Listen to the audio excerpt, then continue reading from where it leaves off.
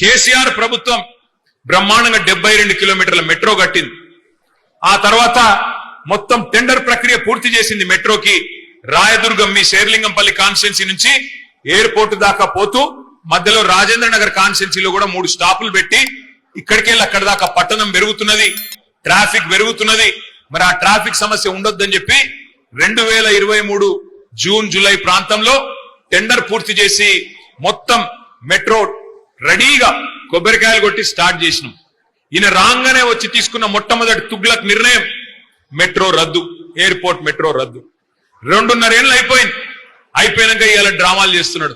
Airport metro ఎందుకు రద్దు చేసినవరా నాయన అంటే చెప్పడు. ఇలా ఎయిర్పోర్ట్ మెట్రో కనుక కొనసాగి ఉంటే ఈ పాటికే పూర్తయిపోతుండే.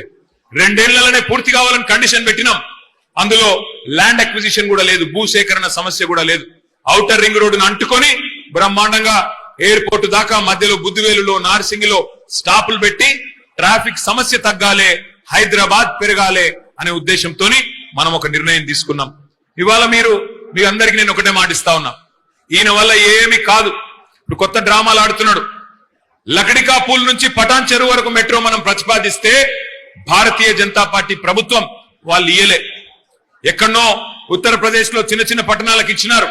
కానీ మనకు లకడికా పూల్ నుంచి పటాన్ చెరువు వరకు 36 కిలోమీటర్లు పెడితే ఇందులో ట్రాఫిక్ లేదు, ఇందులో ఎక్కటోళ్ళు లేరు అని చెప్పి మనకు బీజేపీ సహకరించలేదు. కానీ ఇవాళ డ్రామాలు ఆడుతున్నారు రేవంత్ రెడ్డి గారు, కిషన్ రెడ్డి గారు ఇద్దరు కలిసి. ఈయనేదో అడిగినట్టు, ఆయనేదో ఇచ్చినట్టు, ఏదో ఇద్దరు కలిసి ఢిల్లీలో మళ్ళీ నాటకాలు ఆడుతా ఉన్నారు. ఒకటి మాత్రం నేను మీకు పక్కా చెప్తా ఉన్నా, మళ్ళీ మెట్రో పట్టాలు ఎక్కాలి అంటే 2028లో కేసీఆర్ తిరిగి రావాల్సిందే. మొదటి దశ మెట్రో పూర్తి చేసింది కేసీఆర్. మీ మియాపూర్ కి ఇక్కడికే వచ్చి ప్రారంభించింది కేసీఆర్. కాబట్టి రేపటి రోజున కూడా మెట్రో మళ్ళీ పట్టాలు ఎక్కాలి. హైదరాబాద్ లో మరొక 250 కిలోమీటర్ల మెట్రో రావాలి అంటే ఈ బుడ్రఖాన్తో కాదు. ఎందుకంటే తీస్మార్ ఖాన్ మాటలు మాట్లాడగానే సరిపోదు, పనులు కూడా అట్లా ఉండాలి. కానీ ఏదో మాటలకేమో పెద్ద పెద్ద మాటలు, చేసేది ఏమీ లేదు.